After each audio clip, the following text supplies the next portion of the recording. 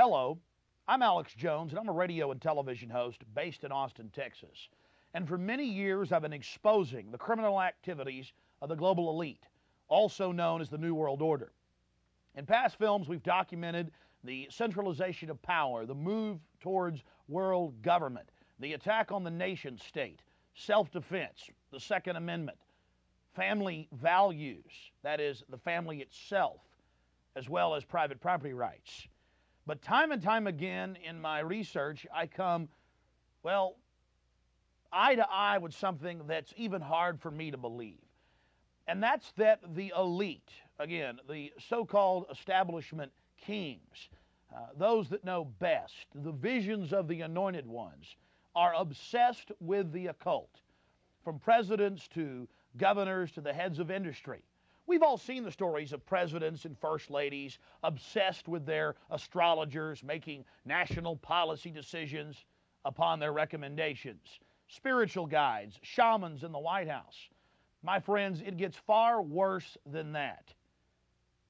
Now, I personally am a Christian, but even an atheist should be concerned about the information we're about to bring forward in this new documentary film, The Dark Secrets Inside Bohemian Grove. You see, for over 120 plus years in Northern California, in Sonoma County, on a 2,700-acre secluded redwood grove, leaders from around the world, prime ministers, chancellors, presidents, governors, again, the heads of industry, banking, academia, the media, Hollywood, only a select few, a little over 2,000 people, travel there to engage in bizarre, ancient Canaanite, Luciferian, Babylon mystery religion ceremonies. At least that was the rumors.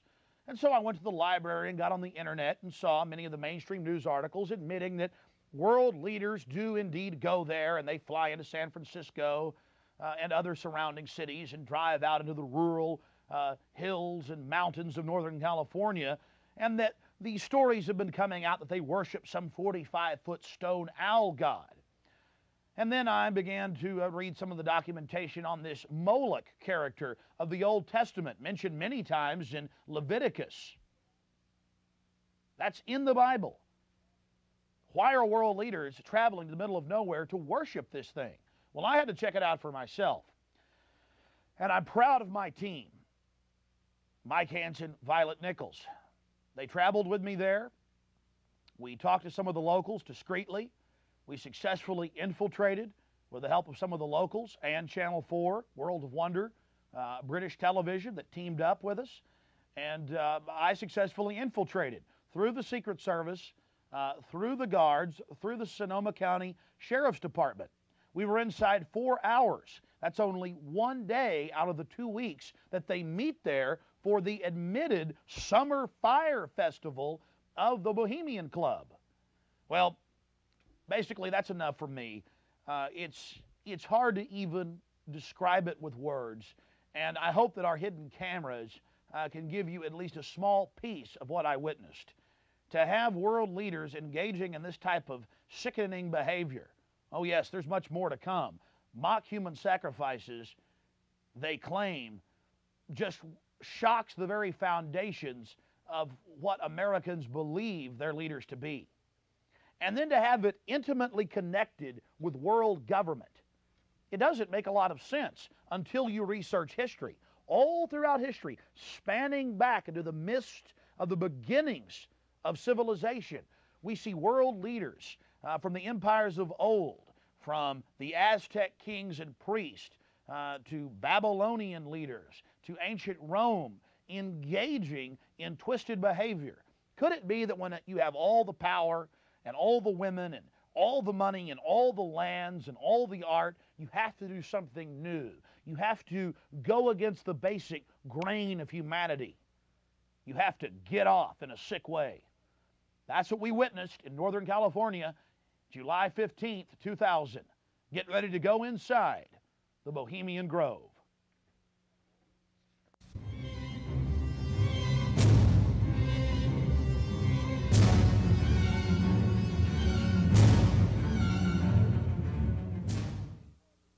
The Bohemian Club, as it's known today, was founded in 1873 in San Francisco in Northern California. Many of the club's original annals, dating back to before the turn of the century, admit that local artists, writers, newspapermen, you name it, wanted a place away from the so-called backwardsness of the West Coast, the Judeo-Christian ethic. They found that place an hour and a half north of San Francisco, outside of the tiny town of Monterey. Their annals even admit an obsession with the occult and what they called druid rituals. Amongst the great redwood trees, they revived ancient ceremonies that in truth had their roots not in the Druids, but in Babylon itself. As the railroads brought commerce and larger populations, the prestige of the club grew until, in the year 2000, it is a gathering place for the world establishment, the elite. We're about to show you some of the key evidence documenting this. It is absolutely central to understand that these bizarre activities have been engaged in going back to 1873 and are not some new fanciful whim of the trendies on the West Coast. By the turn of the century, there was already a 10 to 15-year waiting list. Presidents from Howard Taft to Herbert Hoover were on the membership roster. Not to mention, later, famous war general Dwight D. Eisenhower, later to become president. The roster of the Bohemian Club reads like a who's who of the elite. Look at this photo taken inside the Grove back in 1963. There you'll see Ronald Reagan, and sitting two people over from him, later to become president, Richard Milhous Nixon. Frankly, we don't know if these men actively enjoy the things that go on inside the Bohemian Club. But one thing is perfectly certain from the evidence. They are forced to go and attend and take part in these activities if they wish to be elevated to the highest levels of the geopolitical power structure. Take George Bush Sr., documented member. And then, of course, there's his son. Now, the last 4 generations of Bushes have also attended the Skull and Bones Society at Yale, well known to be steeped in the occult. Then there's Bill Clinton, a frequent attendee. Upon closer inspection, the entire federal government at the highest levels is infested with Bohemian Club members.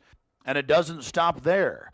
America's private run-for-profit Federal Reserve Bank, from its very inception in 1913, has been run by prominent members of the Bohemian Club. Central Bank Chairman Alan Greenspan was seen leaving the Bohemian Grove only 1 month before he was appointed chairman of the Federal Reserve. He had to be a made man to be a member of the most powerful cabal on the planet. Historical records are clear from major universities. The Manhattan Project was planned and instituted and run from the Bohemian Club. All of this going on in an atmosphere of bizarre revelry. You're looking at an illustration from a November 1989 issue of Spy magazine. Spy goes undercover with Henry Kissinger, Merv Griffin, and William F. Buckley Jr. The story was clearly a shill, meant to misdirect the intensifying media coverage that the Grove was getting in the late 1980s. The writer's spin is obvious. They're just masters of the universe, big frat boys blowing off steam. We'll get back to this article later. Because you can clearly see that the mantra in the spin story has been picked up as a front by all the local media. Sure, they're elitist. Sure, they have some bizarre rituals. But what's the big deal? They're just having fun. If that was the case, why would David Gergen, presidential advisor to President Clinton, resign from the Bohemian Club and 17 other organizations when it was revealed in 1993? Organizations like the Trilateral Commission, the Council on Foreign Relations, the Bilderberg Group. But it's not just the Washington Times and the Sacramento Bee. You're looking at an illustration from the pages of Parade magazine, February 22nd, 1981. This story was the most accurate and revealing, detailing the so-called mock human sacrifice.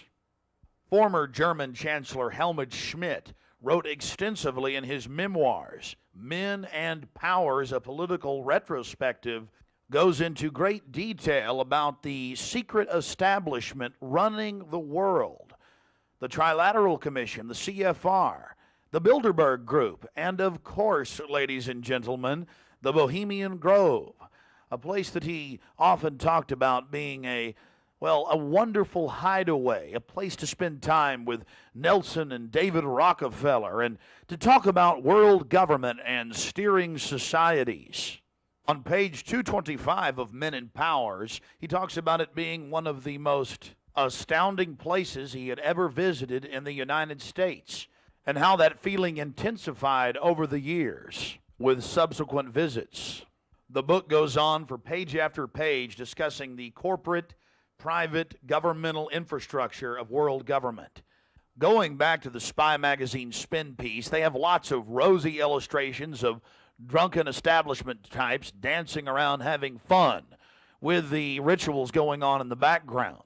They even admit that they wear bizarre Ku Klux Klan-style robes. And there's even a photo released by the Grove of the ritual being engaged in. They talk about the incredible security surrounding the Grove. And they even admit that a corpse, a sacrifice, is borne across the lake.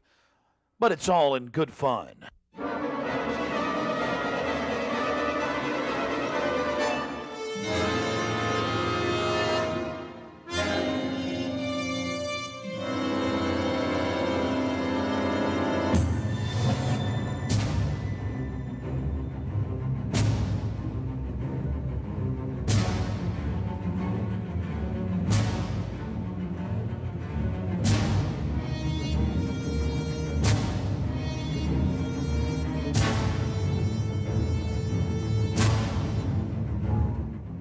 Declaration of Independence in school, they say it's racist. Yes, all men are created equal, endowed by their Creator with certain inalienable rights, life, liberty, and the pursuit of happiness.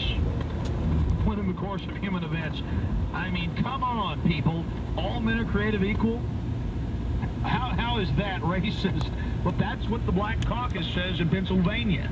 And the media goes, yes, racist, don't be racist. And of course the Black Caucus is being manipulated by their globalist banker masters. It's not even a black-white thing. It's just anything that's good for the country is racist, is backwards, is stupid. Remember the story I read last week? Then we're going to go to your calls. The review of The Patriot out of MSNBC. It's actually a review of the reviews.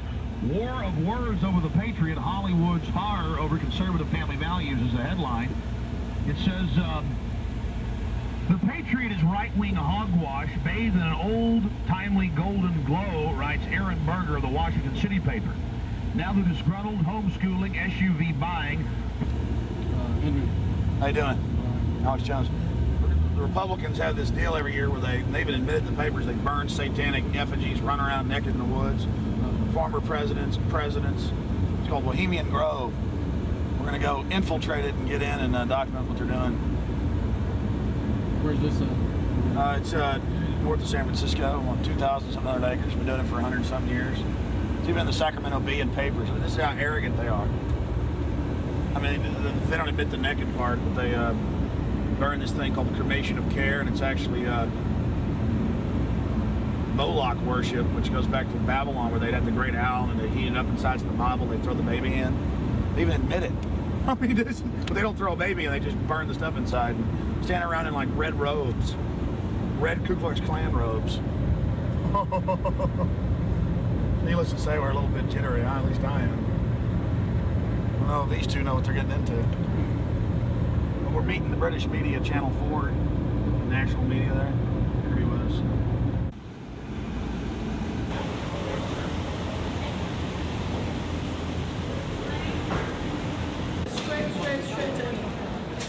All right.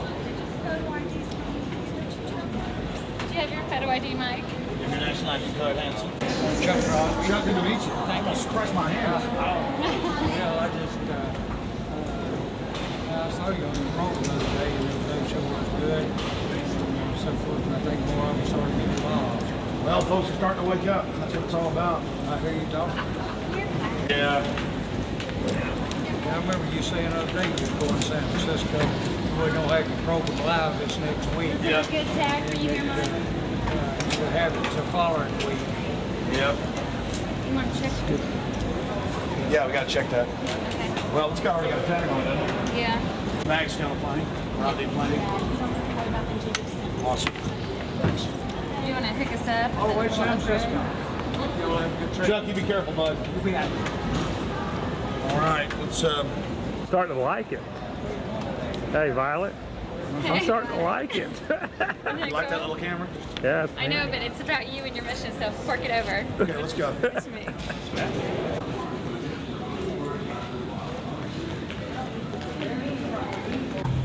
We slide the metal end into the buckle and adjust by pulling on the loose end of the strap.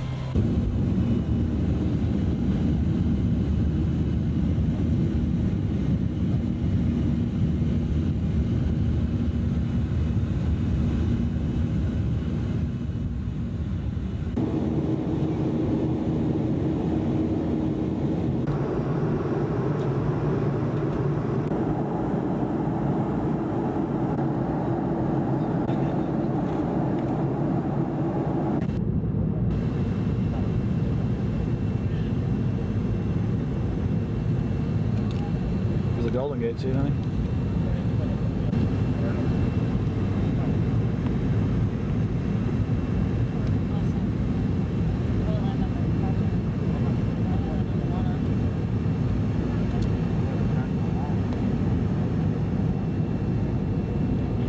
Actually, it's worse to crash in water, contrary to Hollywood.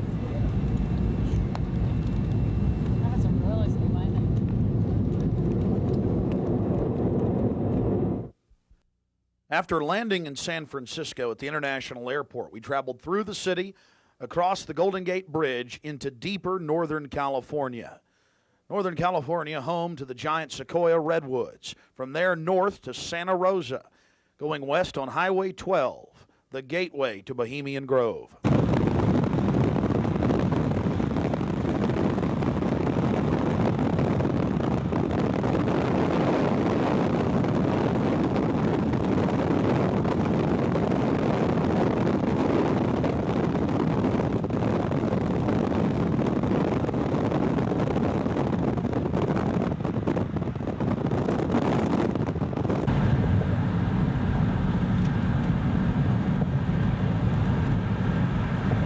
We spent the first night in Santa Rosa before getting up early in the morning and traveling into the town of Occidental, where we were going to meet the British media and start our investigation.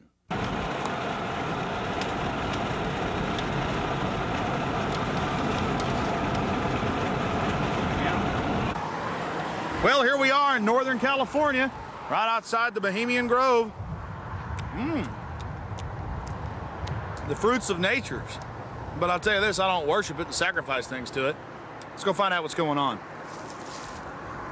Yeah. All right. Well, here we are, folks. Turning on to the Bohemian Highway and Bohemian Grove. We're going to find out what in the New World Order is going on here.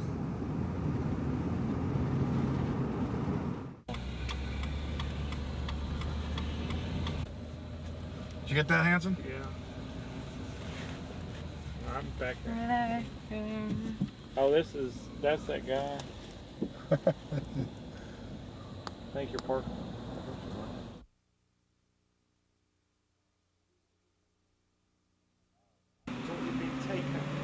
No, I tell you, it's beautiful out here during the day, but it is spooky at night. I don't know if you guys got some footage of it, but all the fog and the rest of it. So are you excited? Oh yeah, I really want to check into some maps and things, and I'm willing. I mean, hiking into 2,700 acres is not too hard. We need to get into the woods. We need to insert ourselves. We need to catch these people at their business. The old cremation of care. Their little Moloch or Maloch or Maloch's worship. I'm joking. That's a. Oh, they're spies, aren't they? Oh, you guys just got here too?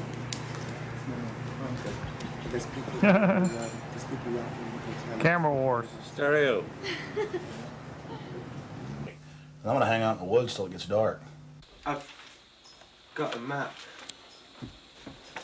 You guys want to look at that? My question is, the history. What do they do if they catch you in there? They have us killed. I doubt that. Skinned alive. I don't know. And they I throw don't. darts at your skin and body. Hanging upside down from a redwood tree.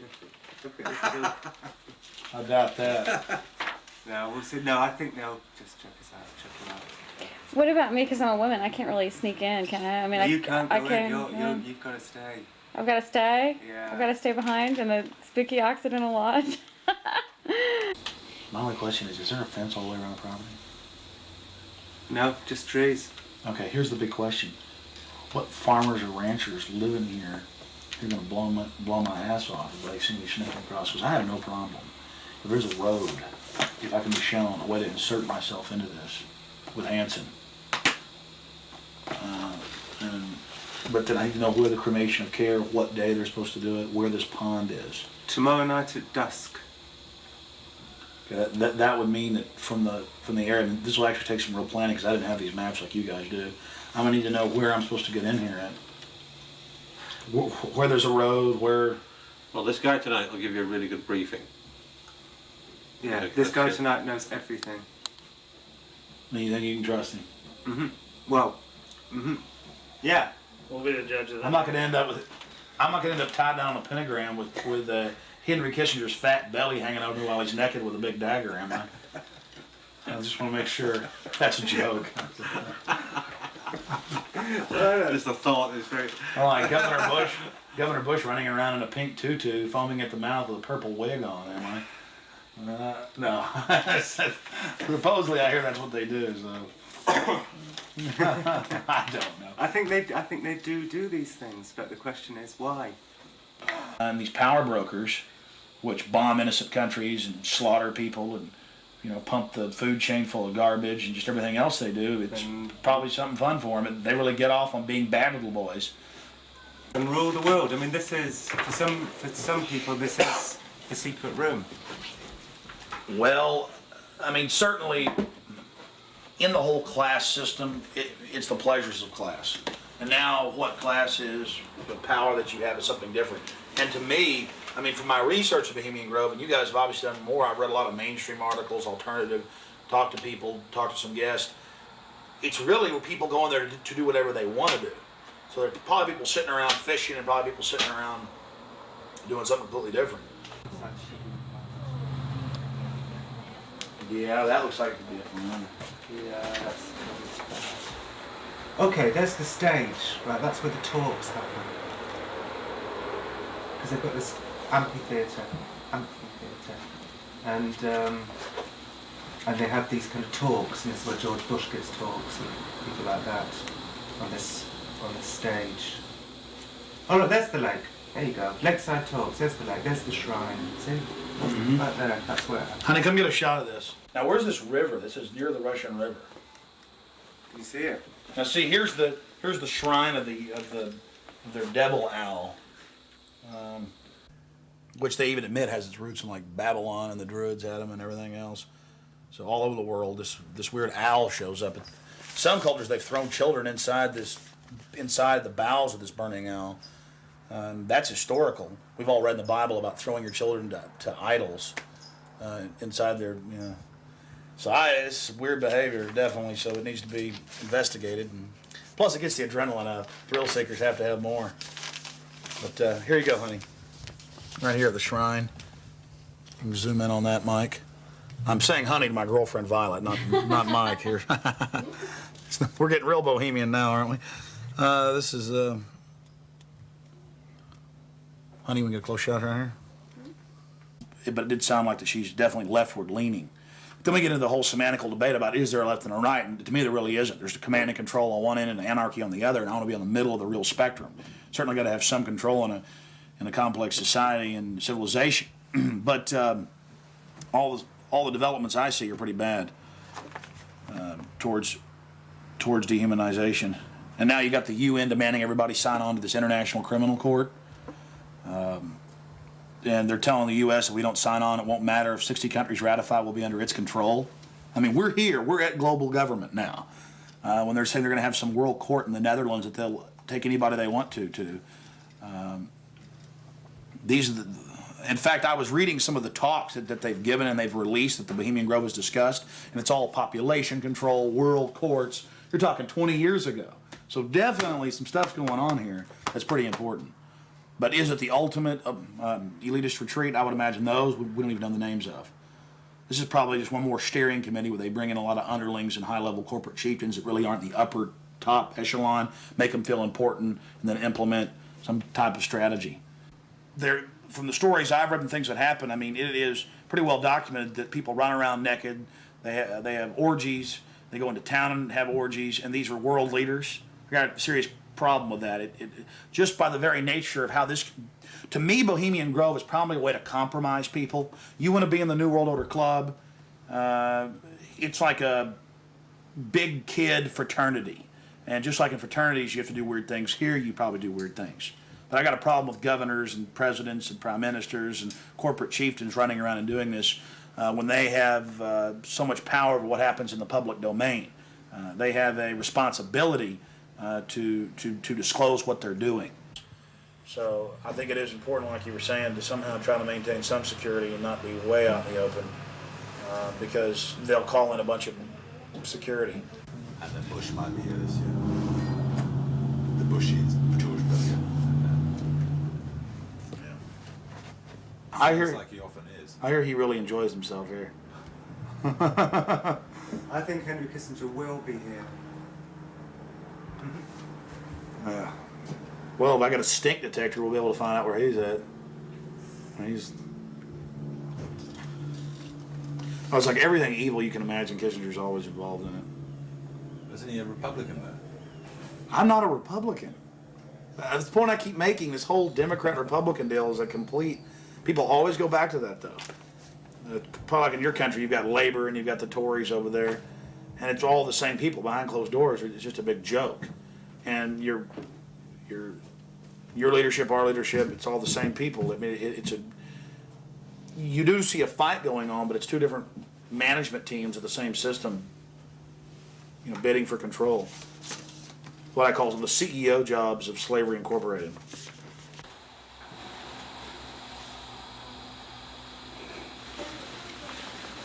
Do you worry for Alex, Violet?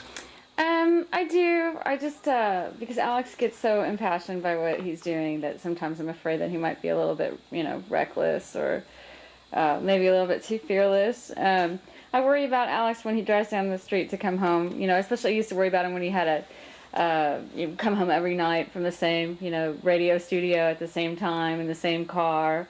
And, I worry about him sometimes when he's late getting back in the studio and he doesn't give me a call. I mean, he is putting himself out there, but I think the fact that he's in the public eye as much as he is really, keeps him safe to a certain degree. So maybe something like this is, people might not necessarily know where he is right now, people that listen to the radio or whatever. So it's maybe a little bit more risky, and it's a little creepy at night up here in the woods, And you're definitely not dangerous. You're not going to do anything stupid this weekend. Well, dangerous to what? Dangerous to myself? Are these people dangerous? They certainly may be, but I'm completely nonviolent when it comes to just going out there and trying to get the information. That's what I'm trying to do. I'm an activist first and foremost, but also a journalist in that I'll make some jokes and speculate occasionally because I'm a radio talk show host. But when I say something that I believe, I have to be on target about it.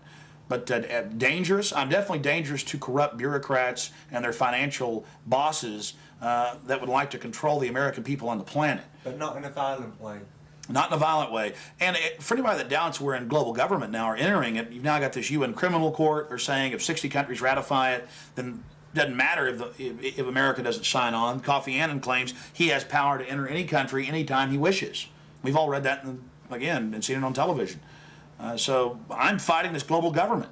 And long before global government came out in the open, in the last 4 or 5 years, they were conditioning the public that anyone that talks about global government is a kook, a weirdo, a terrorist, a racist.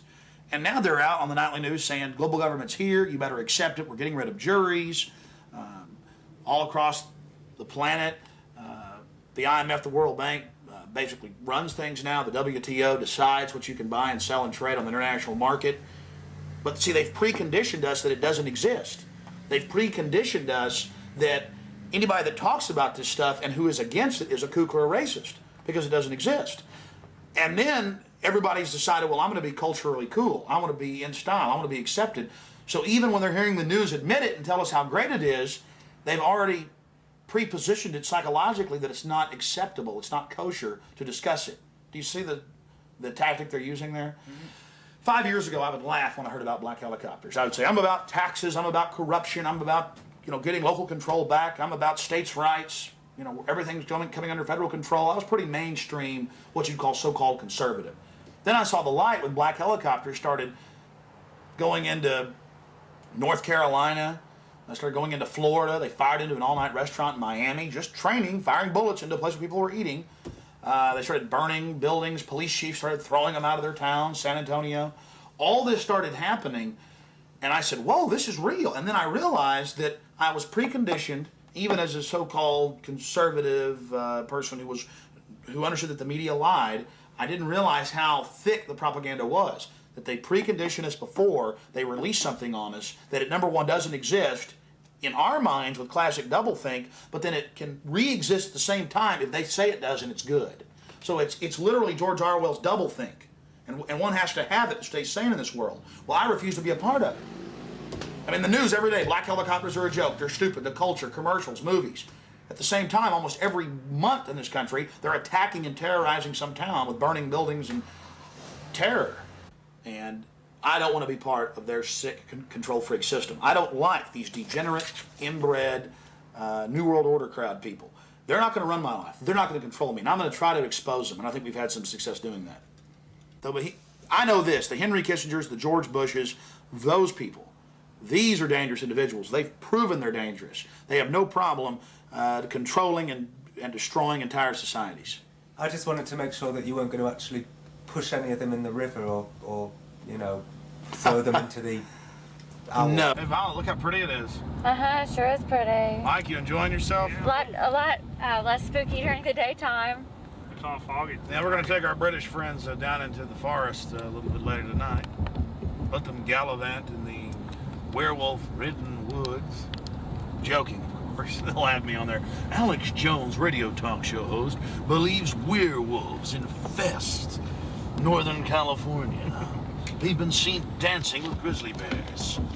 Small pixies have been even witnessed playing violins for George Bush. Don't know what to make of what's going to happen. I can't even begin to imagine what we're going to discover when I infiltrate tomorrow and try to get the cremation of care. Their Moloch worship, or however you pronounce it, some ancient pagan human sacrifice behavior. I don't know if they actually have the human involved. I certainly doubt it. I certainly hope not.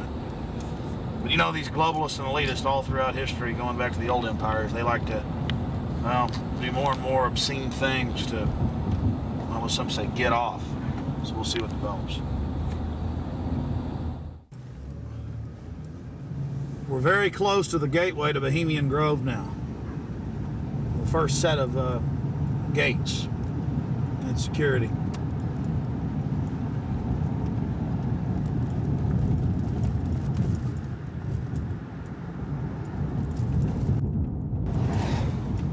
They have a small guard check at the front, and then they have a larger second one. Not a through road. Get a shot of that.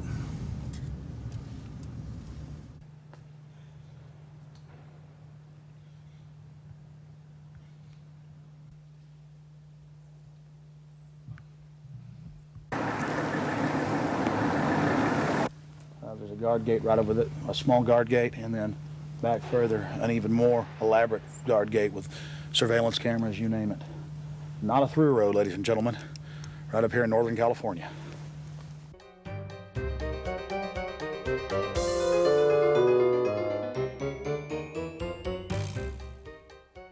How you doing, sir? Okay. Camp Meeker? Yeah. Oh. I'm Alex Jones. I make documentaries. I'm just curious, what do you think about Bohemian Grove? I used to work there. You used to work there? Yeah. And now you work at Camp Meeker? No, I don't work. Yeah, I live in Camp Meeker. Oh, you live there? Yeah. Well, that's great. Did you ever watch the cremation of care? No. No. What'd you do at the? I just worked there. But I mean, you never saw them march around in the red robes and no. Oh, really? That doesn't go on. But Yeah, I get it. Okay. Thanks.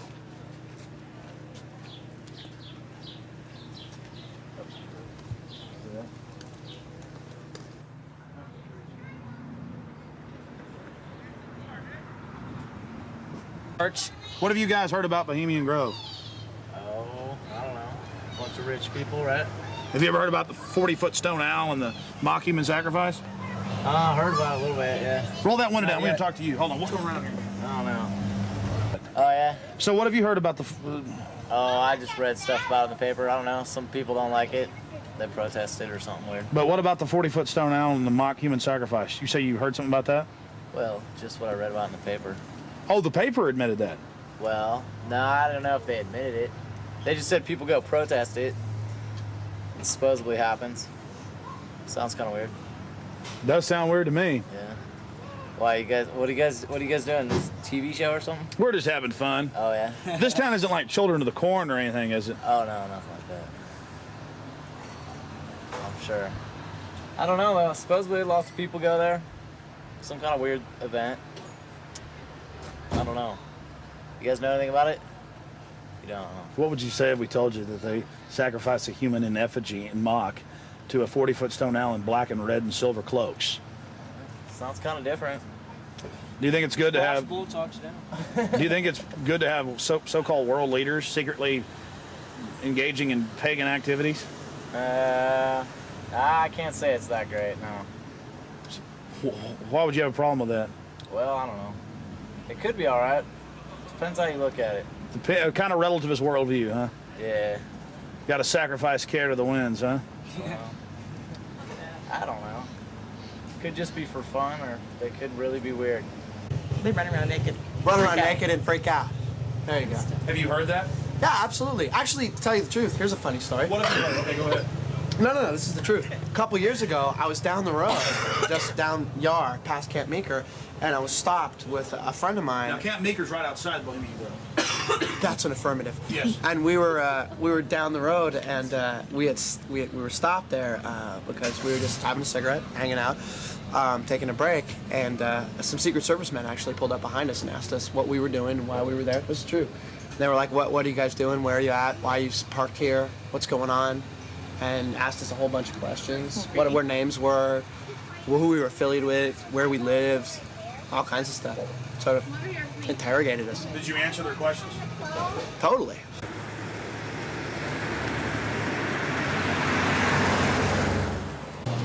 I don't know. We always hear there's like big, fat, rich guys with prostitutes there. Really? Yeah. What about the owl and the rituals? I don't know anything about it. Never heard about the rituals? Rituals. Ritual killing of a human sacrifice of a human? Nope. Never heard of it. What would you think if that was going on? I think it's pretty weird. Wouldn't be that surprised. I mean, it is our government after all. Hey, thanks for talking to us, bud. You know? Hey, I like your shirt. Declaration of Independence. Yeah. All right, man. Take care. All right. We're talking about the Bohemian Grove and trying to see what locals think about it. How it's all secret and all these fat cats there and the supposed strange rituals that go on. Are you a local? No, but she is. What do you think about the Bohemian Grove? Well, I know I think let's see. It offers a lot of employment. Offers a lot of employment? What's going on there? What kind of rituals do they do there? I don't know. We're talking to locals about what the rumors are. What are the rumors? About a big 40-foot stone owl and simulated human sacrifice. Oh, no. Oh, I don't know about that, but it's politicians that come, that vacation there. And It'd be really weird if politicians were acting like they were sacrificing people, wouldn't it? No, you can't trust politicians, you know. Oh, really? They might be doing it, huh? Yeah, they might, yeah. Who knows? The politicians, you know. I hear you, bud. Hey, good talking to you. Right. Appreciate it. You guys take care. Good luck. Hey, those are some pretty flowers. There's the sweet peas. Those are real, folks. Yeah, they're real. You guys have a good one. You Enjoy too. the weather. Area. Yeah? Yeah. This area is in trouble. Yeah, we are. It's We in are. big trouble. No, this is a wonderful area of the country. We're just asking locals what they think of the Bohemian Grove. The Bohemian Grove is a wonderful place. Have you been there? Yeah, I've been in there a bunch of times. What'd you do, work there? Or Worked there, yeah. Yeah. is, you know when it's the most wonderfulest time? Is when nobody's there. Oh, it's a beautiful area? Yeah, yeah, very beautiful. It's got big trees. Have you ever been there for the cremation of care? No. So you've never been there for the rituals? No. You ever heard about them? Yes. What have you heard they do, sir? Nothing. They got that tree that looks like an owl. Tree that looks like an owl? Tree or rock, or it's a carving, or it's where the stage is. But have you heard what they do during that? No, I have no idea what they do during What would you say if we told you they burn a human being in effigy? They don't really do it. They burn it in effigy. I don't know what that means. Well, they have like a dummy that looks like a person under a black blanket. Huh? They take it up there and burn it. Oh, I don't know. Pretty weird. Huh? Pretty weird. Yeah, I've never seen that. How long you lived around here? I don't know. How old am I? 20, 40 years? Yeah. Really? Oh, your whole life? Yes. What's your name, sir? My name is Raul. The lizards? Yeah, this is Vital Roots. How long has Vital Roots been here? Couple years. Couple years. The Bohemian Grove? Yeah. Yeah, a lot of politicians, a lot of big wigs, making a lot of big decisions. Oh, really? Do you think it's good that they get together in secret and make all these so-called decisions? Do I think it's good? Yeah. No, of course not. You do? What about the rituals? Have you heard anything about the rituals that go on? Oh, there's all kinds of rumors about rituals that go on there. What type of rumors have you heard? Don't make me go there. Please, come on. We're trying to talk to some locals. I'm just wondering. It's interesting. Well, I really don't know that much about it. You know, what I've read in books. There's books out about it. Oh, you've read books on it, huh? I had a book that was published in 1956 that was written about some of the rituals. Because now it's been going on for 120 plus years. Yeah. I think they said they just had their 120th something anniversary. Yeah. What would you say if I told you that there's a 40-foot stone owl and that they burn a human being in effigy, not in real life, but in effigy? I wouldn't believe it. You wouldn't believe it? Nah, I think it's a bunch of garbage. So you doubt there's a stone owl, and you doubt that they... Well, I wouldn't doubt there's a stone owl. Maybe there's a stone owl, but I wouldn't think that that's kind of, rumors it's rumors, what the word implies, pretty much. Just a conspiracy. Yeah, it's just a bunch of hearsay. Pure conspiracy theory. Whatever. Well, first off, how long you lived around here? approximately on and off 32 years. Oh, really? So most of your life? Mm-hmm. What have you heard about the Bohemian Grove? It's where all of the, like, FBI and you're talking about the Bohemian Grove. Yeah, it's like the quote-unquote elite and presidential retreat. Have you heard about the rituals that go on there? No, I haven't. Well, the people who have more money than the rest of us in the world are a bit different. They're stingy. They want to hoard it all for themselves. And they think they're going to go to heaven. They're not. Because they don't know how to provide or do as Jesus told them to. What would you say if I told you that they sacrifice a human in effigy before a giant 45 to 50-foot stone owl? I would say that's probably why they're going to hell. Really? Sure. Have you ever heard about that? Mm-mm. You lived here your whole life? Mm-hmm. Where were you born? San Francisco. It's a beautiful town.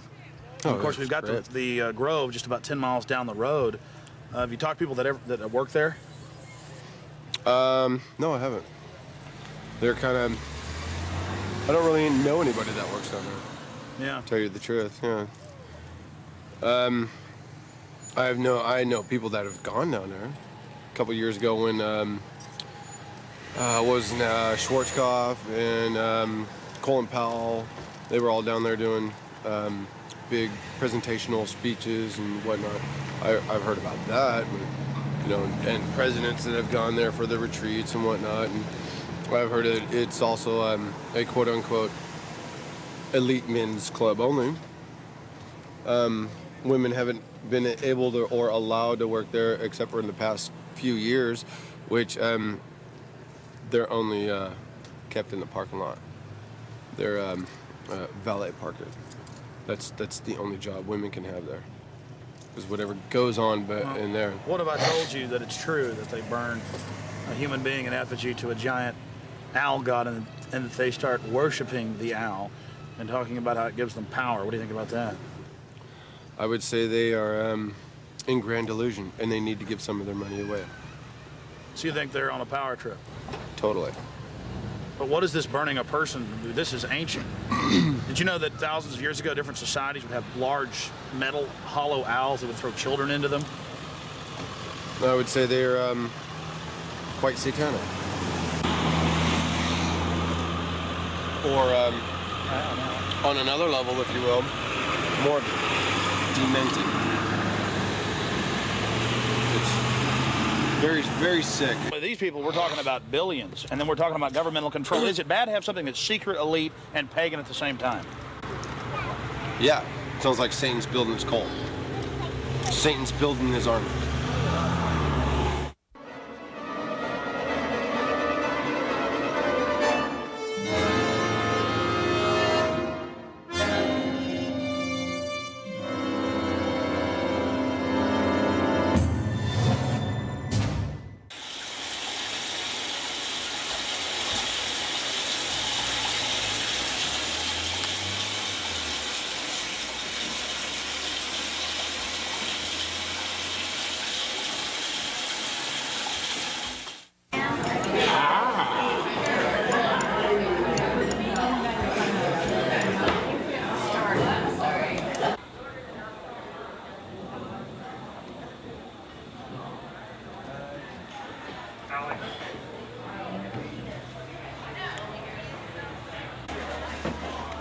Do you want to meet our pet snail here, Alex? Wow. It's got one sachet full of sweetener in him. It's really going for it. It's going wow like that. Oh, you've been feeding him sweetener? No, he fed himself. So he came up on here. We started there, eating the sweetener. In fact, there's the evidence. So he's been in there. God, he has to. And then he went down. Oh, then he went over here. And then he went down there. Now he's a bit lost. No, thank you. Pretty snail. I think it's probably bugged, actually. That's a federal agent right there. Hey, a guy came up to us just now. This is one of the new breed of high-tech federal agents. All this is in there is just tech. This guy came up to us just now. Alex, Nanotechnology, micro beast. I'm sorry, what were you saying? He came up and he said, "You work in the Grove?" First question. He said, "You work in the Grove?" Yeah, and he had a big bushy beard, and he looked like he'd had a lot of acid in his life. Really? So What'd you say? I said, "Yeah." And he said, "Oh yeah," and then he started talking about the weather for half an hour. So we don't know what to make of him. Now, yesterday, you were talking to an Australian who lives around here now. Yeah. He was talking about the FBI. Yeah, this Australian we met yesterday. He's been here for 3 years, and he says that about 2-3 months ago, the whole place was saturated with men in black, FBI, Secret Service, and everything going up and down the roads, checking everything, checking houses, everything from bombs and stuff. And then they all disappeared, and they were looking out for undesirables in the area who were persuaded to go. That was his story. And now we're going to talk to him. And now we're going to infiltrate. I think we should go and see what we can see. The public has a right to know. They do. The public may have a right to know, but the people in this cafe, I think, shouldn't know. I agree. Well, you've got to go in up the road that says no through road, because we've got to sit in the car and get a shot of you going up the road. So you've got to go in. You've got to be the guinea pig. But you're a brave man, Alex, aren't you? No problem, you know. So that's cool. I wouldn't ask a man who wasn't as brave as you. All right, it's no big deal. I'm just gonna go in and make sure everything goes good. I'm sure you guys will come right through fine too. My only concern is figuring out the right type of baggage to carry this in, also still shot camera. Well, I personally would recommend that you wired yourself up with your what's it called? Hidden camera. Yeah, your hidden camera that's in the shape of a pager. Problem is, we got some stuff on it last night. We checked it out, but it's very unwieldy, not trustworthy. Right. If I can just get in the woods with this, it's over. That's true. And even if I'm going early now. I'm probably going about 3:30 with Mike, and we'll just hang out inside. in case they throw me out, I'm still getting back on the property. Oh, so you're gonna go in way before Rick gets here? Yeah. Ah, okay. Well, cool. Well, we'll just sit in the car. But I mean, you understand why? Not because I want to hang out in there all day. It's because I've got to get in. Because if they catch me, then I'm gonna got to sneak back in. Mm-hmm. Yeah. I will not be stopped. You know, I went with Big Jim Tucker from the Spotlight to a Bilderberg meeting last year. But that was my first time, and we got chased away by men in dark glasses, and you know, I was a bit scared then. But I feel safe with you, Alex. Well, Tucker's a good rider. Oh yeah, I like Tucker. All of this connects It kind to... of defeats the motive of it just being a tie and a pager. Doesn't it? But the whole thing is that, I guess, if you have it all inside your bag because you've got... Yeah, it's really only about like and that. And this is TV, so you get good quality, I guess. I mean, all the wires condense in like that, and they just run right up. And, it's no and big so deal. everything would, of course, just fit right in my little bag. Oh, I see. So that's what... Right. Yeah, everything goes in here like this. This whole hideous mess goes inside like this. Stuff on top of it. And maybe the wire, because you do have to have like the microphone up somewhere, would kind of like maybe feed through the shirt or be poke a hole in my shirt or whatever.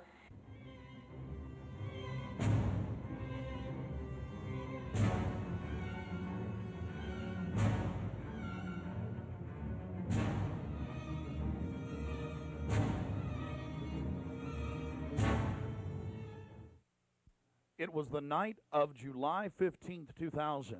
Mike Hansen and I were about to attempt the first ever successful infiltration of the Bohemian Grove. Others have tried and failed. No one has ever actually made it in and out with video evidence. After careful planning, we decided the best tactic would be to insert ourselves in the main entrance into the heavily wooded area, entering the gorge by stealth and getting into the main parking area. From there, we posed as Bohemian Club members, thus entering the inner sanctums of the New World Order.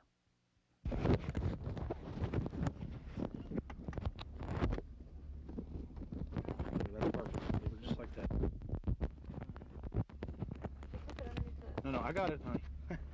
You're so great on them. Okay, here we go. That's good. Yeah, that's good, Alex. You be careful, baby. Okay. I don't want you to go in. I'll be safe. Don't worry about it, guys. Come on.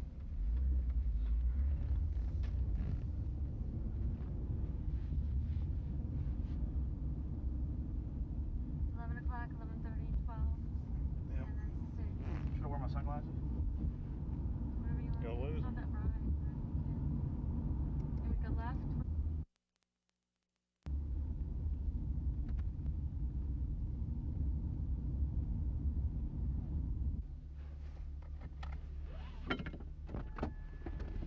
I love you.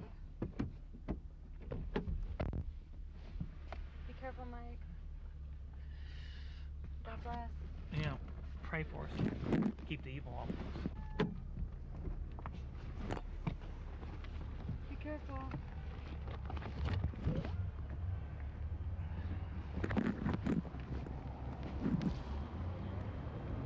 Yeah, let go.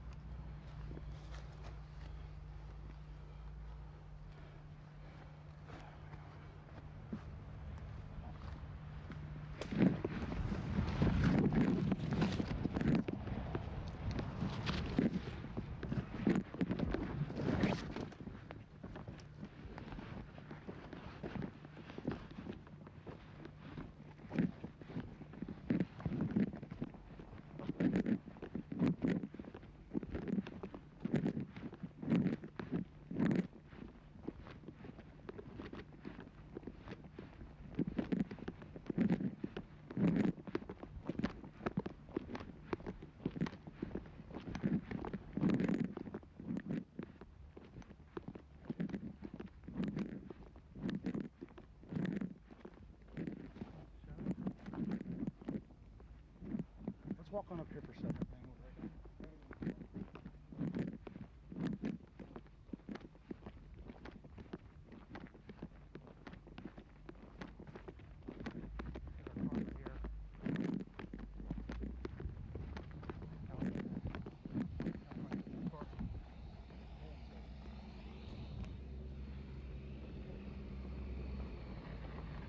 When's the next shuttle coming?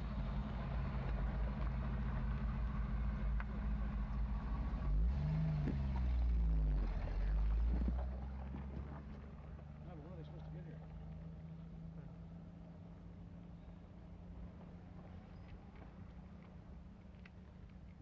I don't know.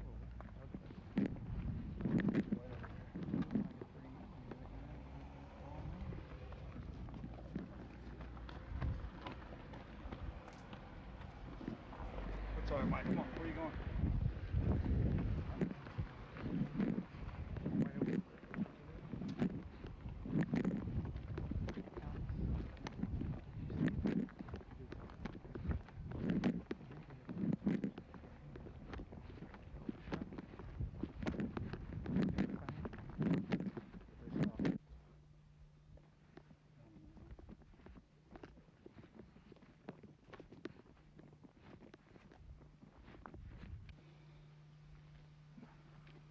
We're in.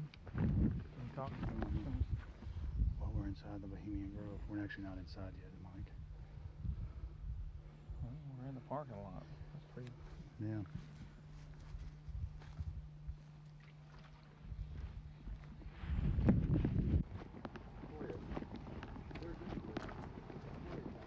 Well, no, this is the same redwood. They're all the same.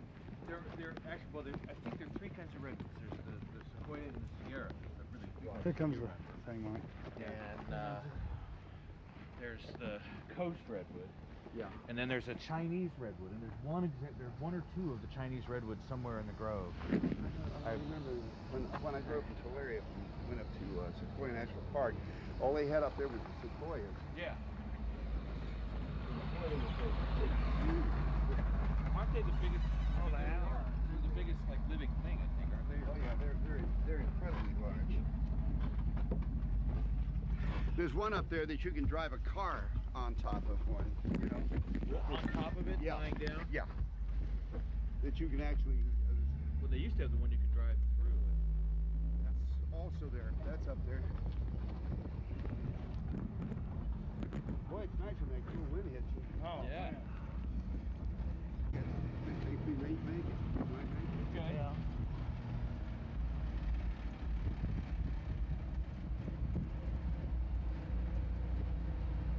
How much did the road cost? This thing? No, the road. The rope? The road. The road. Oh, that. Oh, road. Oh, rope. It was 88.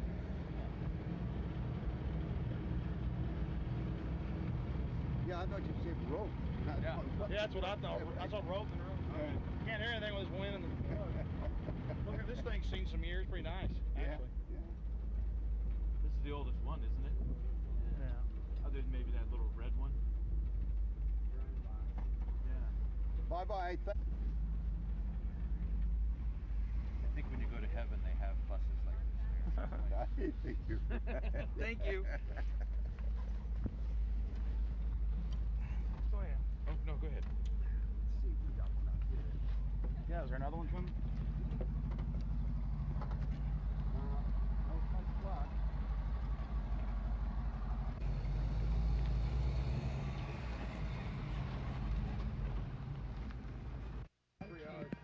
Yeah. It's like chicken with water.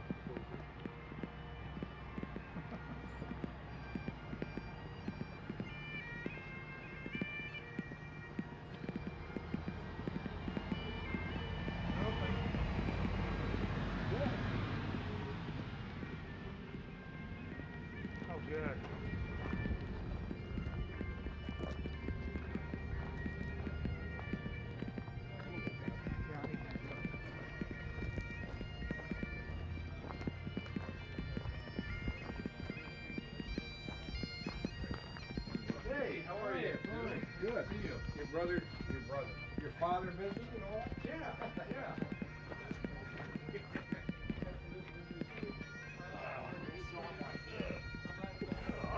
So that Marty thing was like.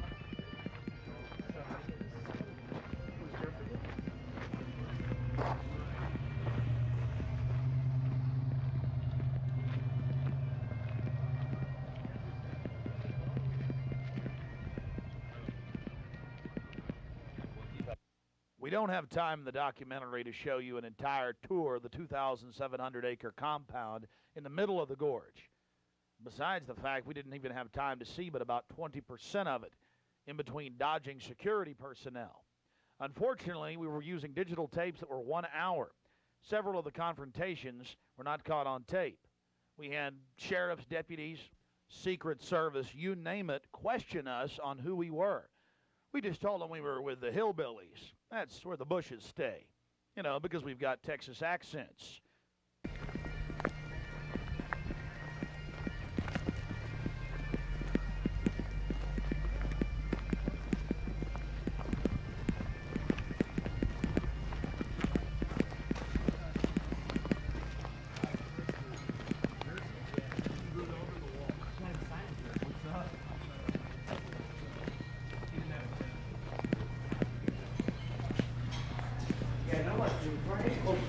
Close us back in the corner right over there.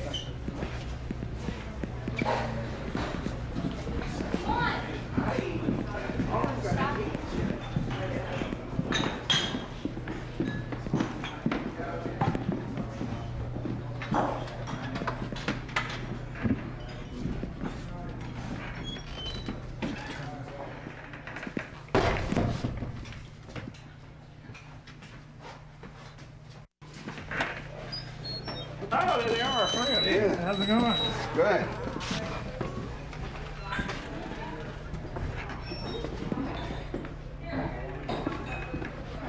Oh, that feels good. Oh.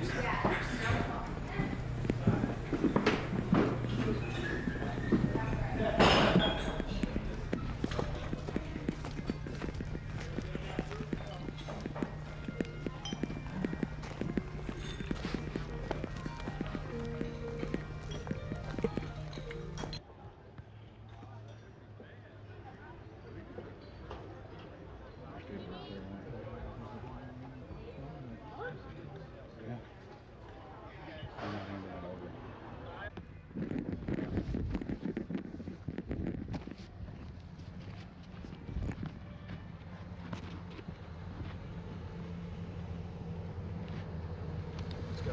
All right.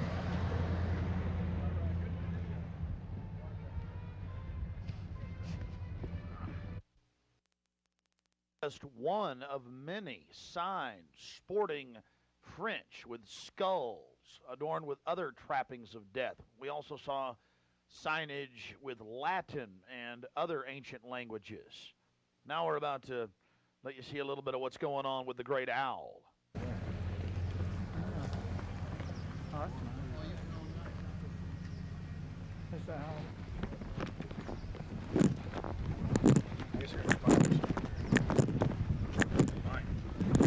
I'm getting this. I'm getting bold. This is the owl. I'm getting this, Allie.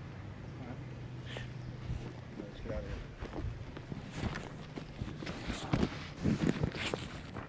I like that.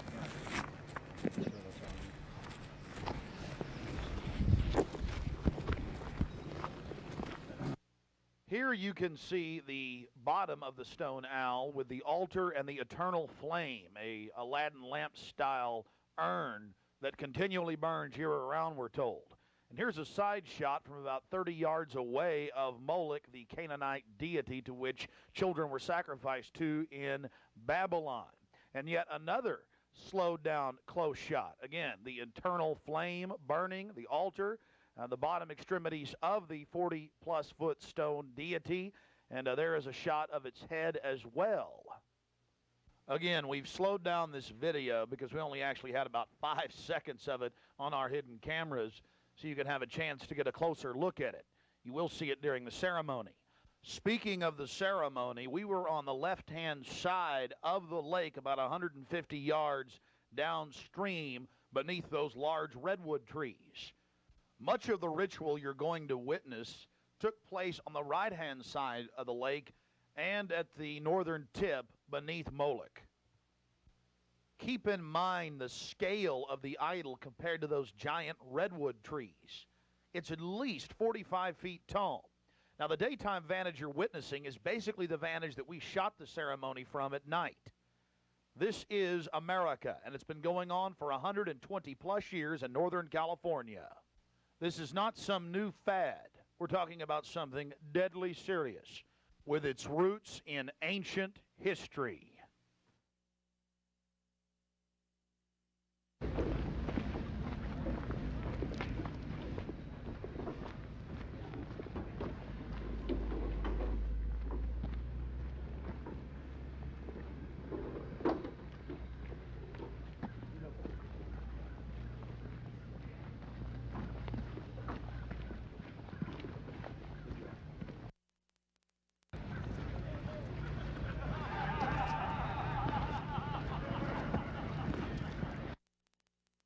Had the bright idea of going into one of the camps, which is one of the few mistakes he made. Not that we both didn't make a few. Oh, and my mistake? I just forgot my fake name. Y'all recognize it as part of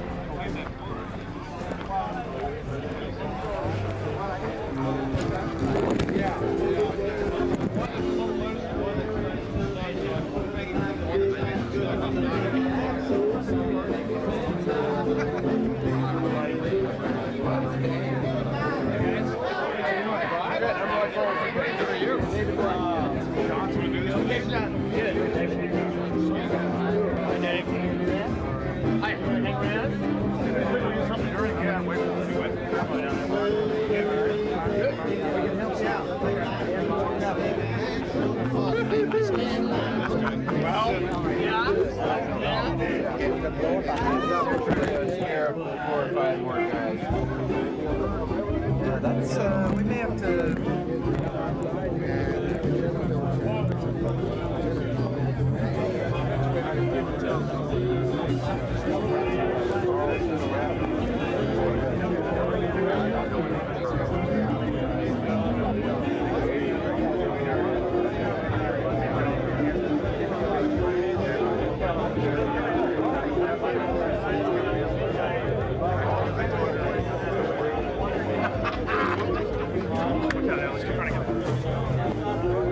A thirsty man. Look out.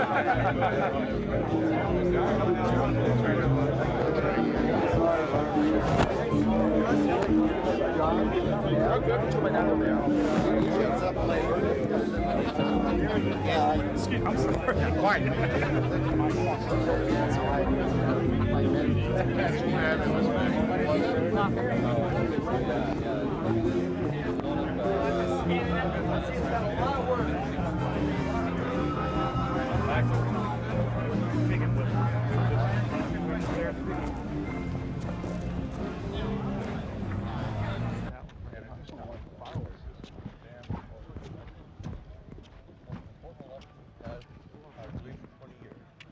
Reagan was a turning point for us. Didn't realize at the time it was. And anytime I shoot. Turning point for us. Oh, really? So many liberal Democrats in their time to change things around. It was all live? Was that Ralph? No. It's probably as accurate as we know. Yeah.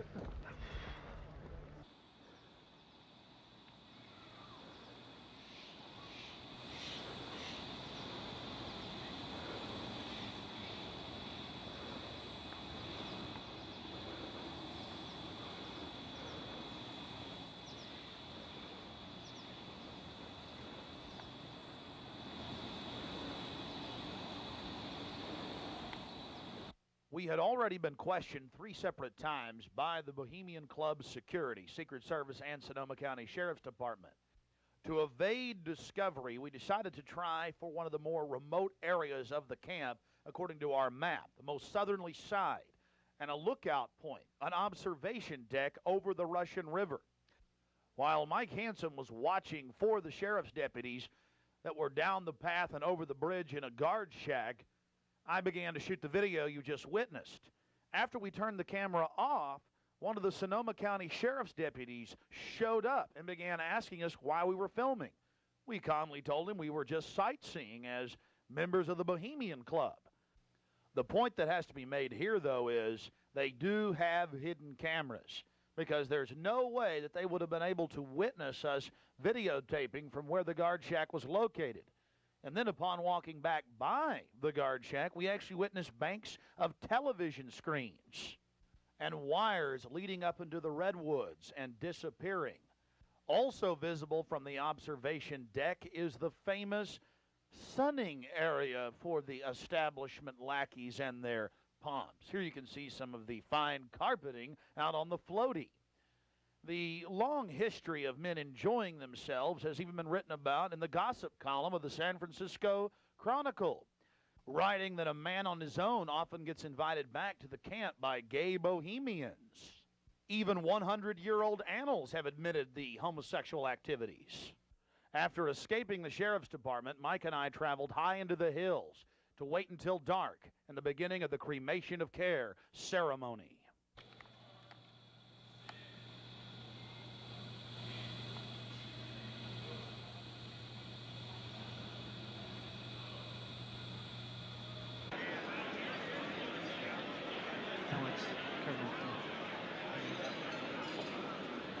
Before the cremation of care, all the Bohemian Club members begin a massive feast of revelry. I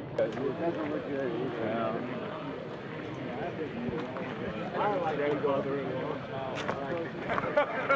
He's so pissed off at me.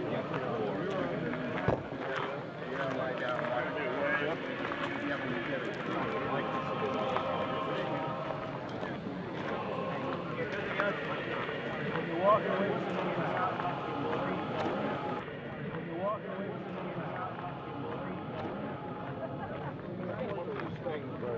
after the feast, cult members travel from the main dining area under the trees out to the eastern side of the lake, where they congregate and prepare themselves to properly thank their deity.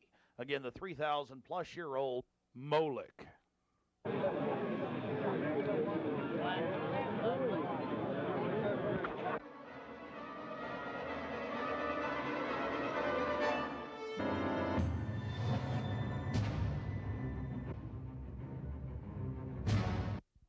The occult activities are coming up. And then after the actual ritual, we're going to give you some more of the history surrounding it. But first off, I wanted to draw your attention to the program that was given out to the spectators or the viewers. I guess an occultist would call them novices, who actually watched as the priest and their supporters engaged in this ancient rite. Now, you're looking at a little demon called PJ that was on the front of the actual program. It's kind of in a Hieronymus Bosch style. He's got a little broom and a dustpan, and he's sweeping something up. Now, even more shocking is the figure of a human body burning in the flames. In fact, I've shown it to people that are experts in anatomy, to actual doctors, and they say that the anatomical size is that of a baby or small child. Notice how large the cranium is in comparison to the torso, that is the ribs. Understand, ladies and gentlemen, this is from the program itself given out to the establishment lackeys witnessing the sinister activities. Remember, in Babylon and Tyre, they would throw their children into fiery pits. Look at the size of the hands compared to the rest of the body. Only children show these anatomical details. Now, of course, it's been airbrushed in, but it shows the psychology of those conducting these criminal activities.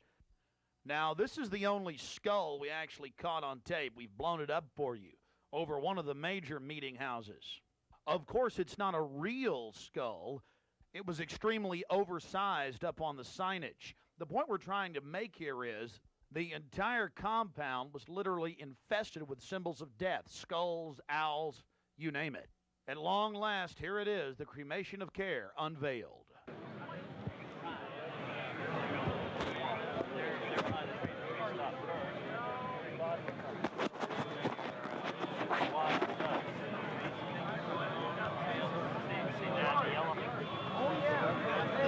You know. warming up? Let me get your coat. Huh? See it. Just want to keep it covered up until.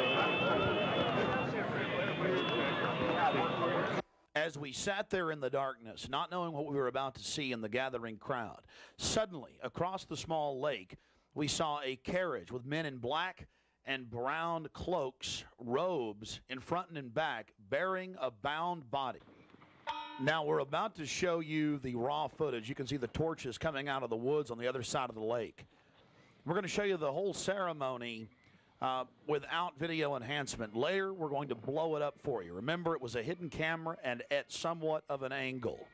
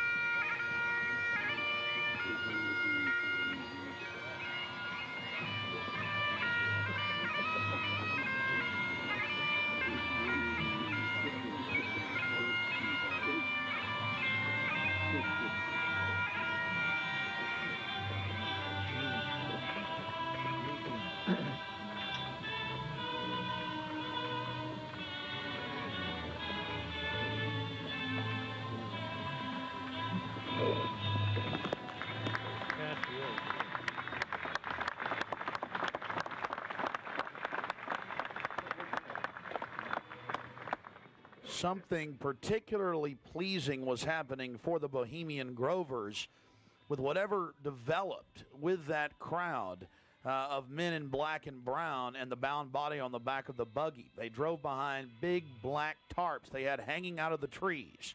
There was lots of smacking on lips of in bizarre enjoyment by the crowd. We still haven't made out exactly what was going on, but that a real sacrifice may have actually been developing according to some occult experts.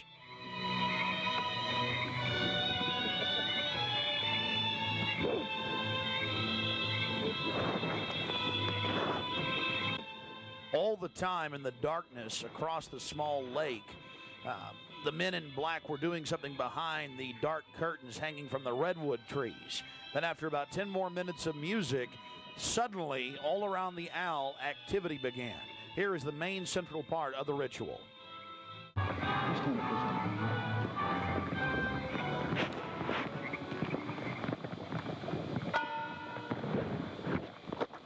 owl is in his leafy temple. Let all within the grove be reverent before him. Lift up your heads, O ye trees, and be ye lifted up, ye everlasting spires. For behold, here is Bohemian shrine, and holy are the pillars of this house. Weaving spiders, come not here.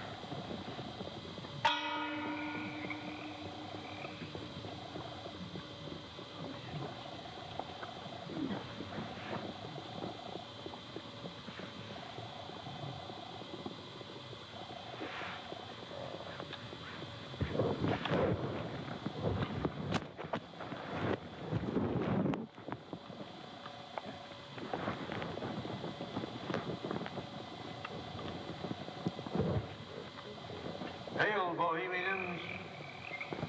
With the ripple of waters, song of birds, such music as inspires the sinking soul, do we invite you into midsummer's joy. The sky above is blue, sown with stars. The forest floor is heaped with fragrant drift.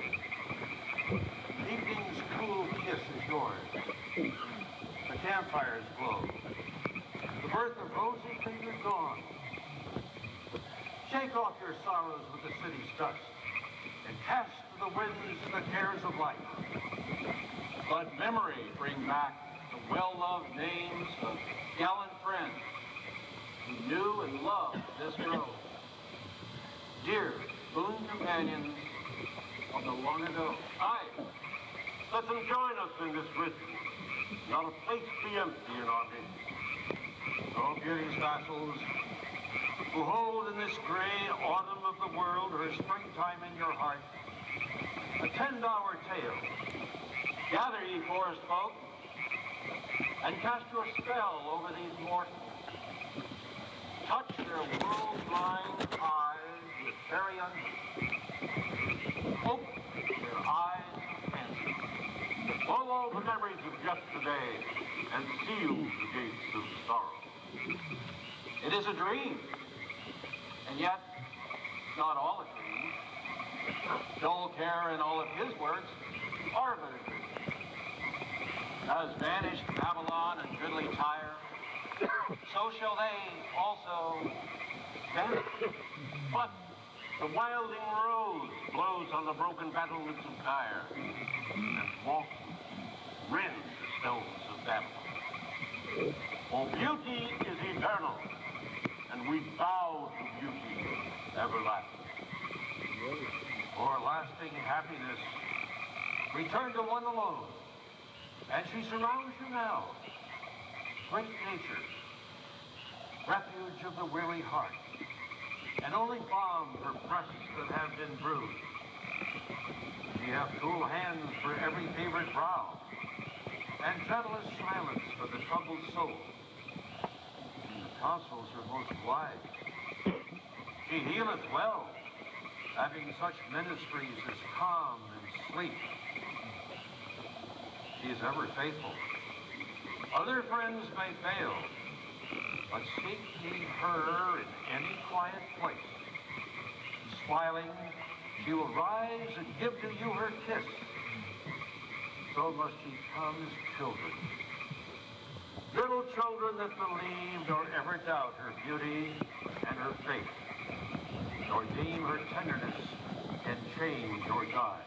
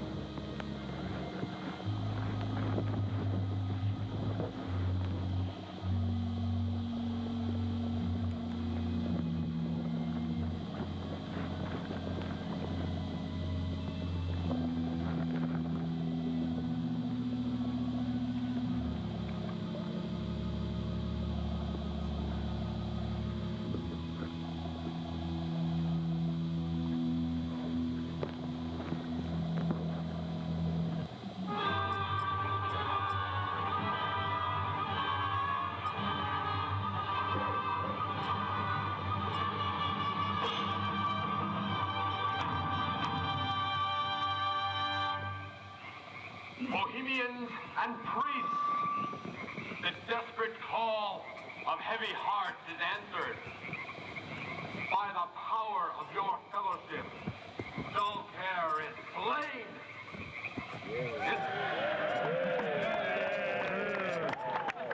His body has been brought yonder from the funeral pyre to the joyous pipings of a funeral march. Our funeral pyre awaits the corpse of care.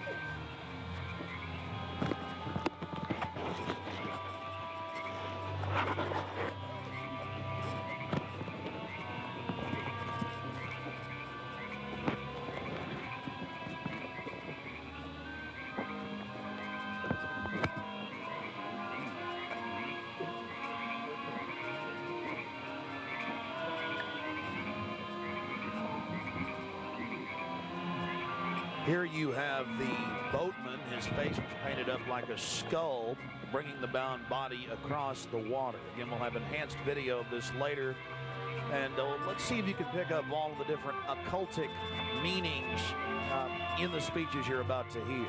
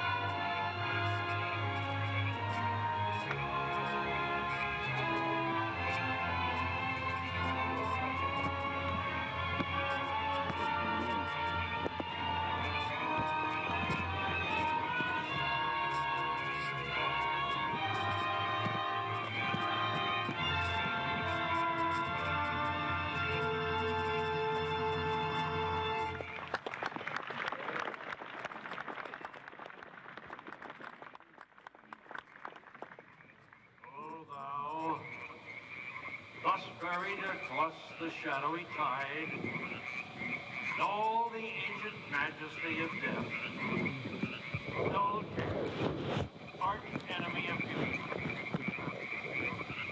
Not for thee the tender tribute or the restful grave. Fire shall have its will of thee, and all the winds make merry with thy dust. Bring fire!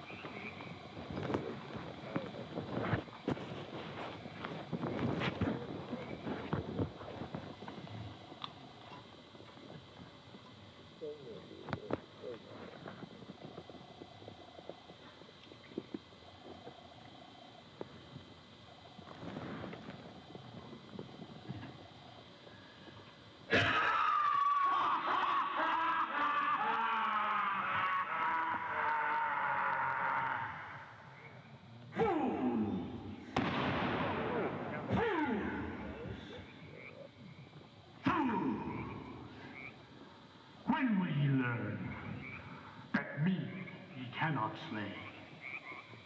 Year after year ye burn me in this grove, lifting your puny shouts of triumph to the stars. But when again ye turn your faces to the marketplace, do ye not find me waiting as of old? Fools! Fools! Fools to dream ye conquer care! Nay, thou mocking spirit, it is not all a dream. We know thou waitest for us when this our sylvan holiday has ended. We shall meet thee and fight thee as of old, and some of us prevail against thee, and some thou shalt destroy. But this too we know. Year after year within this happy grove, our fellowship bans thee for a space. Thy malevolence which would pursue us here has lost its power under these friendly trees. So shall we burn thee once again this night, and in the flames that eat thine effigy, we shall read the sign, Midsummer sets us free. Burn me once again!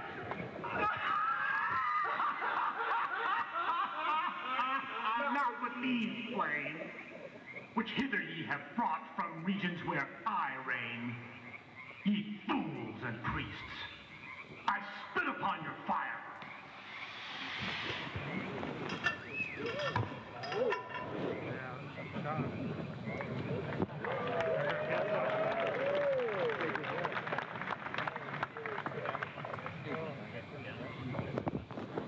Wow.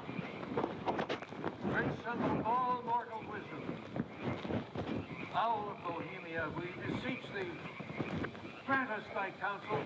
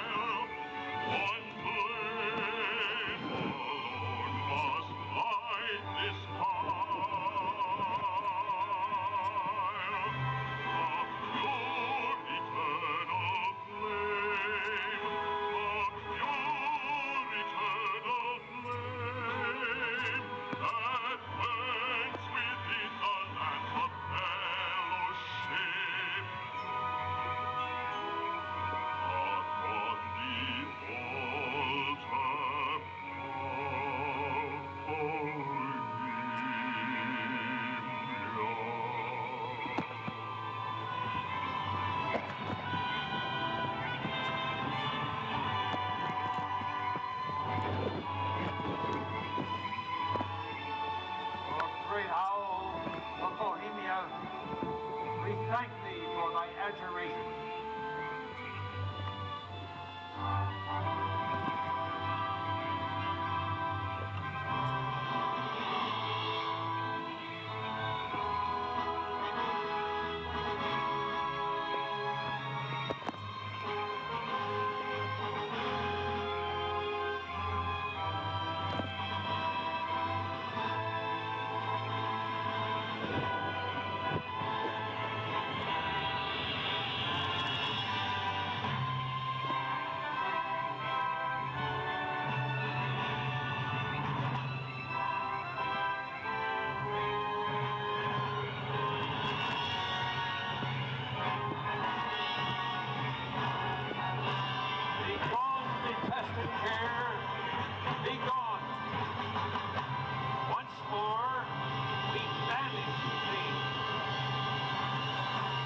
Begone, dull care. Fire shall have its will of thee. Begone, dull care. And all the winds make merry with thy doubts. Hail, fellowship's eternal flame. Once again, midsummer sets us free.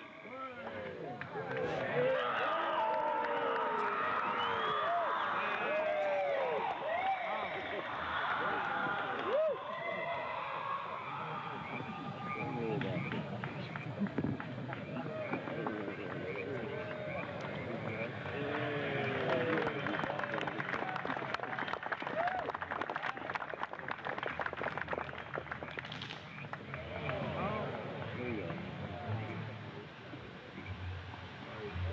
go.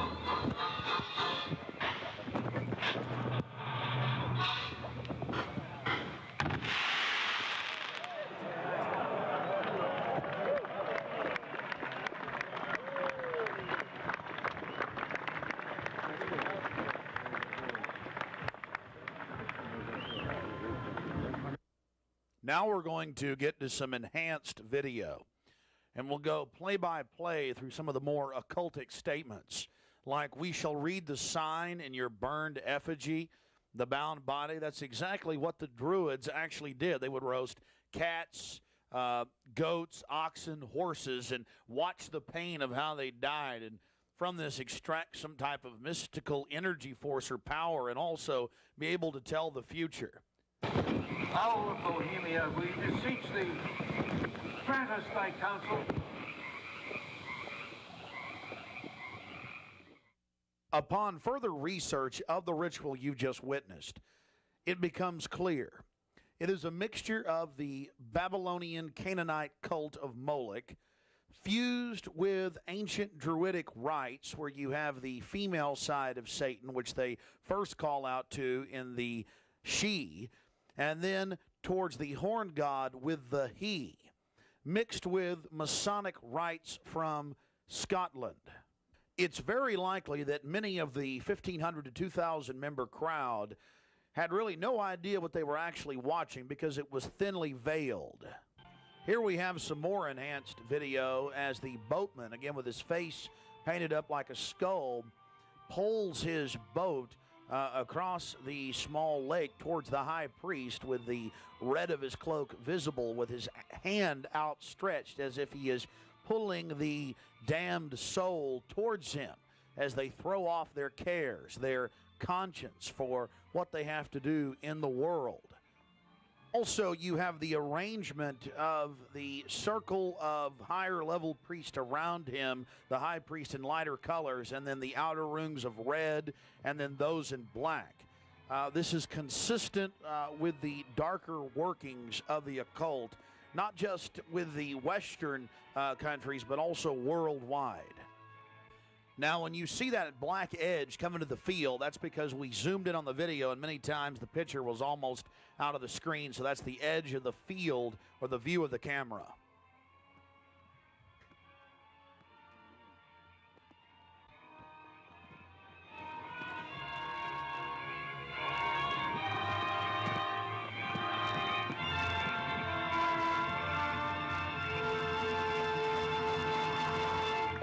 We'll get back to more enhanced video of the ritual here in just a minute. But remember PJ, the little demon down in the corner, the left-hand corner of the program, sweeping up the ashes with little horns?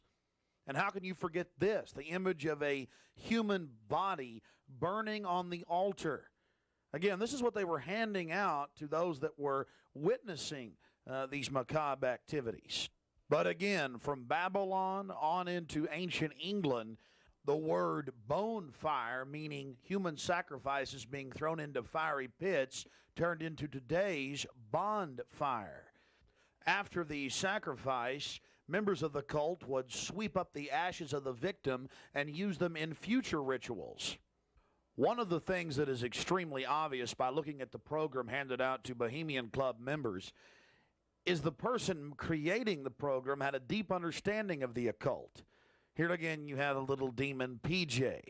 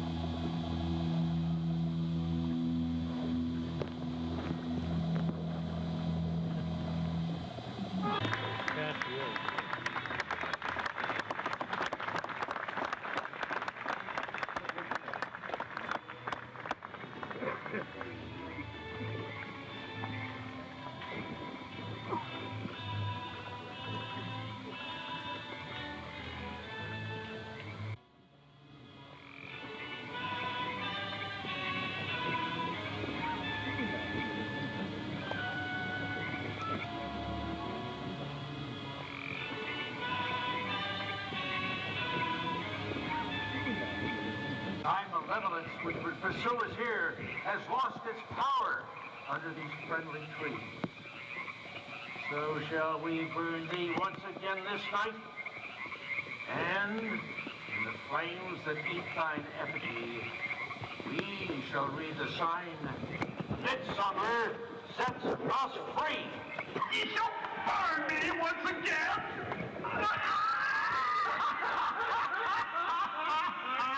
Now but these flames, which hither ye have brought from regions where I reign, ye fools and priests, I spit upon your fire.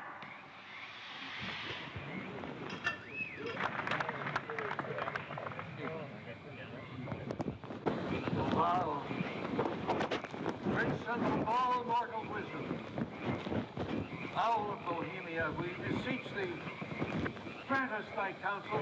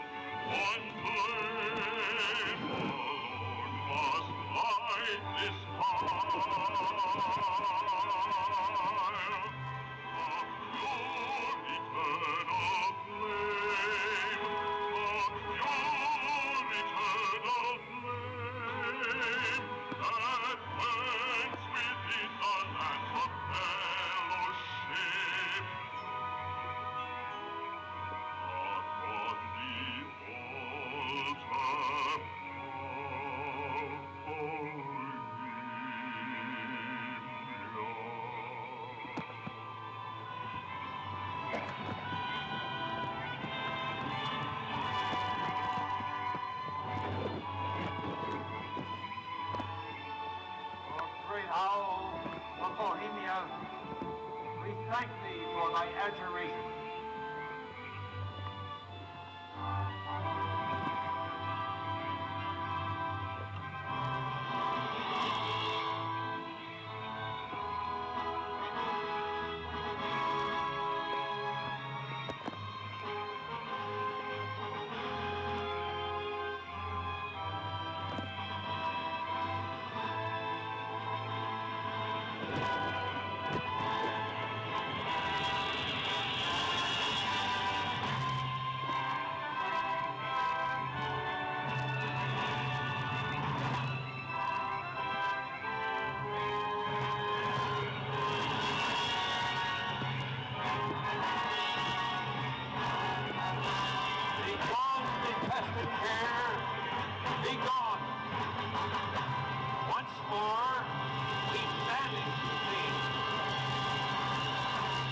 Begone, dull care. Fire shall have its will of thee. Begone, dull care. And all the winds make merry with thy ducks. Hail, fellowship's eternal flame. Once again, midsummer sets us free.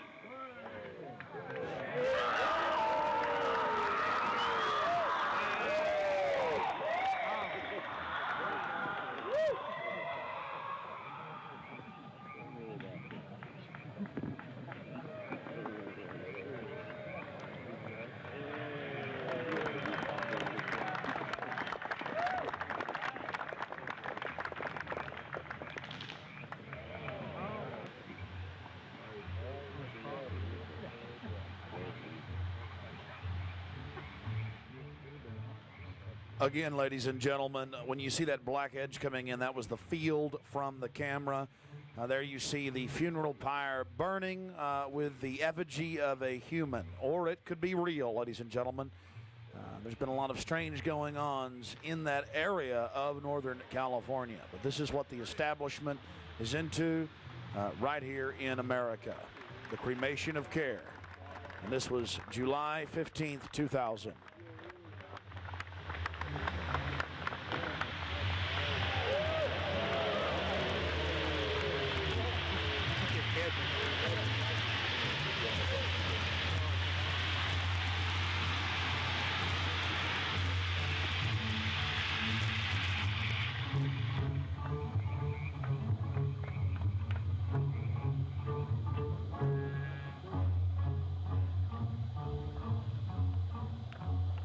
These people are deadly serious, those taking part in the ceremony.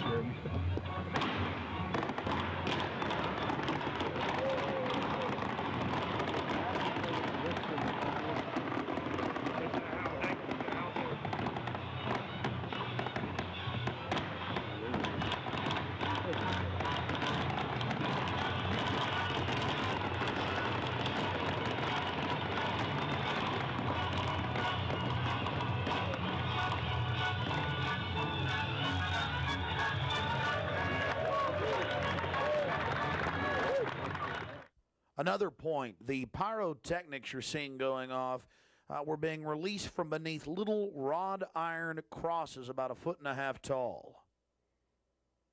Also, notice the screams of pain coming from the sacrifice.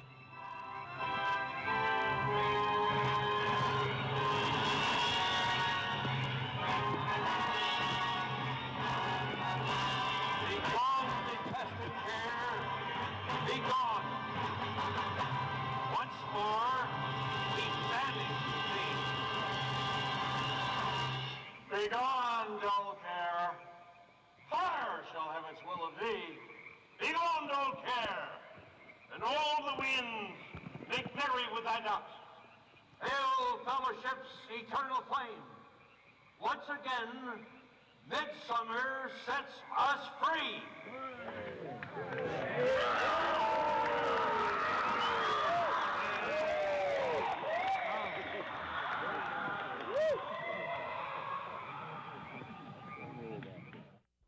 One of the facets of the ritual that goes deeply into the occult, again, we've already mentioned the Druids at their bonfires or bonfires throwing bodies into fiery pits after ritually cutting their hearts out or slitting their throats.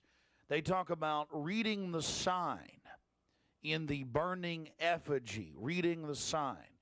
Again, research your history books on the occult, even the Encyclopedia Britannica on what the Druids would engage in.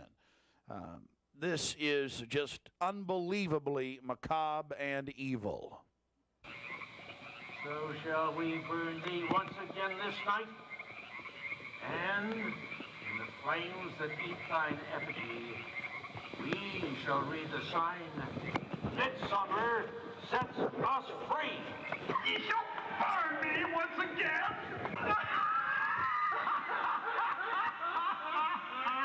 Not with these flames. Well, we're going to confront George Bush on Bohemian Grove. George Bush Jr., they've been announcing on CNN, MSNBC on television last night and today.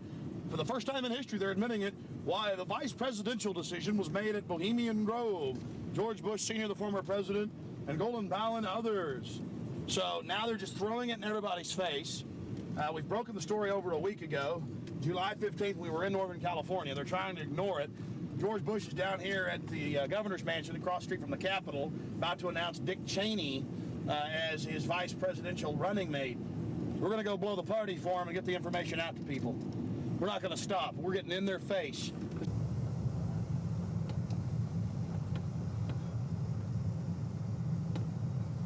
I want to make it clear that I'm neither Republican nor Democrat.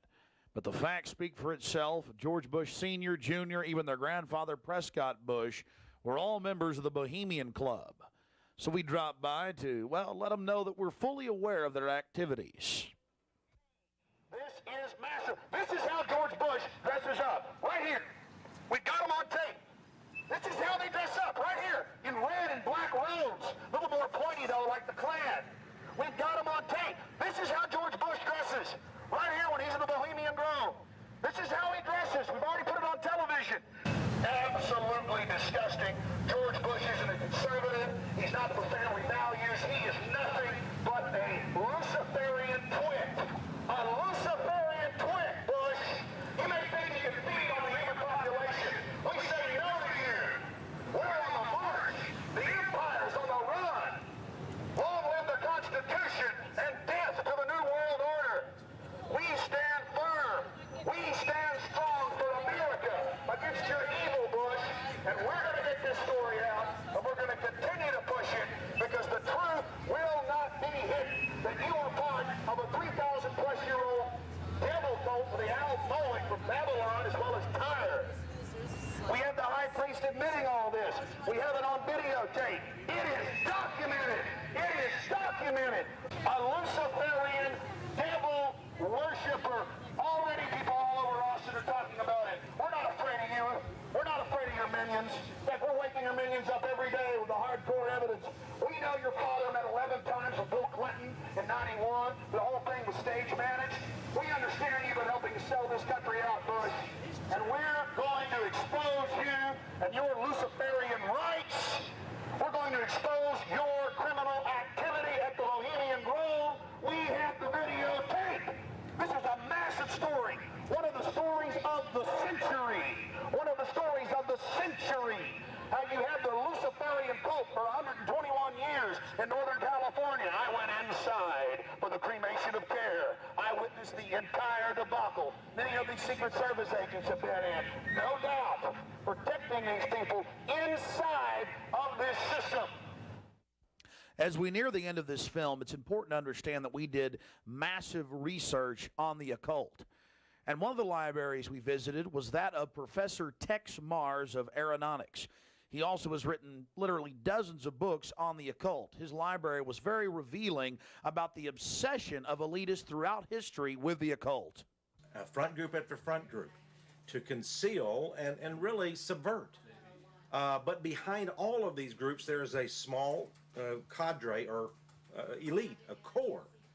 And what you have done, I think, with the Bohemian Grove is you have exposed one of the premier organizations of the whole New World Order arrangement, you might say. Of course, we can go back in history, all the way back to ancient Egypt, Babylon, or Greece, Rome. And I think you're going to see sort of the roots of the Bohemian Grove, but particularly in the Illuminati era, originating during the French Revolutionary days. You know, there we had the actual order of the Illuminati with Adam Weishaupt and all of his evil philosophers, let's just call them, Voltaire and the others. And that has come up all the way to today. Hitler, of course, was a Bohemian. I think it's more Babylon mystery religion. All of the elements are there. Of course, even the owl is a symbol of ancient mystery Babylon. The owl was worshipped by the ancient Egyptians and by the Babylonians. And it's interesting to me that many of the members of the Bohemian Grove have in their homes, as I understand it, small figurines of owls. And I believe they actually worship those owls as a symbol of the deity, the great goddess of Babylon. And of course, here again, we have the counterfeit of Christ's sacrifice on the cross. I think all of those things, there had to be, in my belief, an occultist, a deep occultist, who designed each of the elements of this ceremony. It wasn't just a bunch of guys sit together at a bar and said, hey, let's have a good time, the cremation of care, and why don't we do this or that. I believe it was purposely designed, each element in its turn, for what they did. No doubt about it. Ladies and gentlemen, you've been watching Dark Secrets Inside Bohemian Grove. The facts we've shown in this film are absolutely documented. I would only hope that the people of the world realize the organized evil we're dealing with at almost every level.